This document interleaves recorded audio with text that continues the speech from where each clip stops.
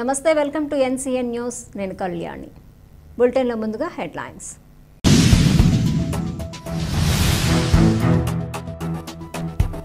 సంక్షేమానికి పెద్దపీట వేసే ఏకైక ప్రభుత్వం కూటమి ప్రభుత్వం. జిల్లా ఇన్ఛార్జ్ మంత్రి నిమ్మల రామానాయుడు.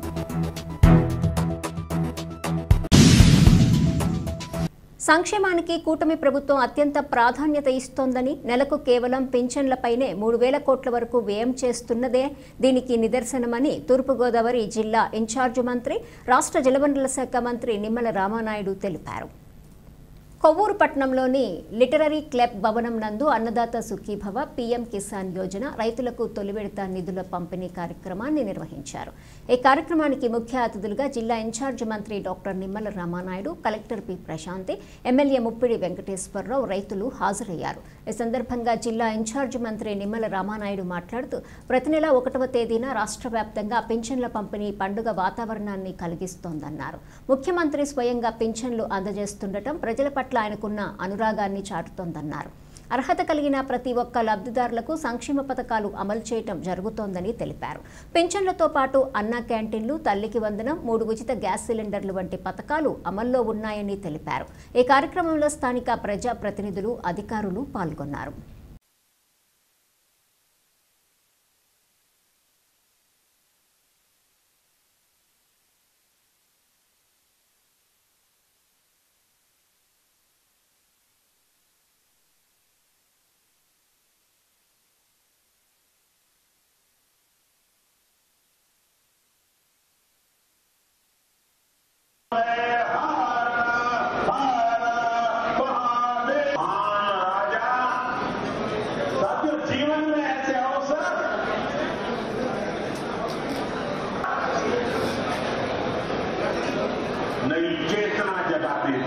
साथियों, हमारी सरकार निरंतर किसानों की खुशहाली के लिए काम कर रही है।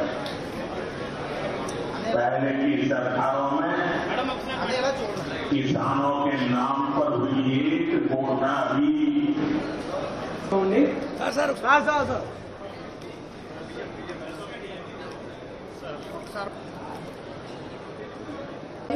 అందరికీ కూడా నమస్కారం. కొద్ది రోజులుగా ఎదురు చూస్తున్న కార్యక్రమం ఇది. రైతులందరూ కూడా వారికి రావాల్సిన పెట్టుబడి సహాయం ఎప్పుడు వస్తుంది అని ఎదురు చూస్తూ ఉన్నారు. ఈరోజు అందరూ అర్హులైన రైతులందరికీ కూడా వారికి ఇవ్వవలసిన పెట్టుబడి సహాయాన్ని అన్నదాత సుఖీభవ అనే కార్యక్రమం ద్వారా వాళ్ళ అకౌంట్స్ లోకి ట్రాన్స్ఫర్ చేయడం అనేది జరుగుతుంది. గతంతో పోల్చుకుంటే మరింత సహాయాన్ని గవర్నమెంట్ అందించడం జరుగుతుంది. ఈ సహాయం ద్వారా 20,000 రూపాయలు మీకు 3 విడతలుగా మీ అకౌంట్స్ లోకి జమ చేయబడతాయి. ఈ సహాయంలో మరొక ముఖ్యమైన విషయం, ఎవరైతే ల్యాండ్లెస్ పూర్గా ఉండి టెనెంట్ ఫార్మర్స్ గా ఓన్లీ వ్యవసాయం మాత్రమే చేసుకుంటూ వారి పేరు మీద ఎటువంటి ల్యాండ్ కూడా లేని వారికి కూడా మనం 20,000 రూపాయల సహాయం అందించడం జరుగుతుంది. అది అక్టోబర్ నెలలో, జనవరి నెలలో జరుగుతుంది.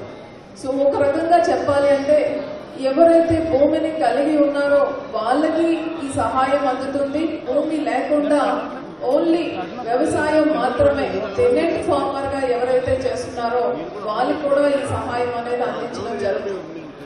అలానే మనకి ROFR పట్టాదారు మన నియోజకవర్గంలో లేకపోవచ్చు, కానీ అటవీ భూముల్లో సాగు చేసుకున్న వారికి కూడా ఈ సహాయం మనం అందిస్తున్నాం. సో ఇంత మెరుగ్గా ఈ కార్యక్రమం చేయడానికి ఒకటే ఉద్దేశం, రైతుల యొక్క అభివృద్ధి. వాళ్ళు చేస్తున్న పనిలో వాళ్ళు దేని ద్వారా అయితే వాళ్ళ జీవనోపాధులను చేసుకుంటున్నారో అది మరింత మెరుగుపరచాలి అనే ఉద్దేశంతో ఈ కార్యక్రమాన్ని చేపట్టడం జరిగింది. రైతే వెన్నెముక, జై జవాన్ జై కిసాన్, ఇవన్నీ కూడా మనం చిన్నప్పటి నుంచి కూడా వింటూ ఉంటాం. వ్యవసాయంలో సాయం అనేటువంటి పేరుంది, కానీ అవి అందేటువంటి క్రమంలో రైతులు ఎన్నో ఇబ్బందులు, కష్టాలు పడుతున్నటువంటి పరిస్థితిని మనందరం కూడా చూస్తూ ఉన్నటువంటి పరిస్థితి. అటువంటి స్థితి నుంచి వ్యవసాయాన్ని కాపాడుకోవాలి, రైతాంగాన్ని రక్షించుకోవాలి అనేటువంటి ఆలోచనతో ఆ రోజు నారా చంద్రబాబు నాయుడు గారు రాష్ట్ర విభజన జరిగినటువంటి నేపథ్యంలో విడిపోయినటువంటి యొక్క నవ్యాంధ్రప్రదేశ్ చిన్న రాష్ట్రం ఏదైతే ఉందో ఇది వ్యవసాయకమైనటువంటి రాష్ట్రం, ఖచ్చితంగా రైతులను కాపాడుకోవాలనే ఆలోచనతో ఆ రోజు 2014లో ఆయన ముఖ్యమంత్రిగా ఉన్నప్పుడు మరి 14-19 5 సంవత్సరాలు ఆ రోజు రైతు పక్షపాతిగా రైతు సంక్షేమమే ప్రధాన ఎజెండాగా ఆ రోజు మనం పనిచేస్తున్నటువంటి పరిస్థితులు కూడా ఈ సందర్భంగా ఒక్కసారి మనం గుర్తు చేసుకోవాల్సిన అవసరం ఉంది.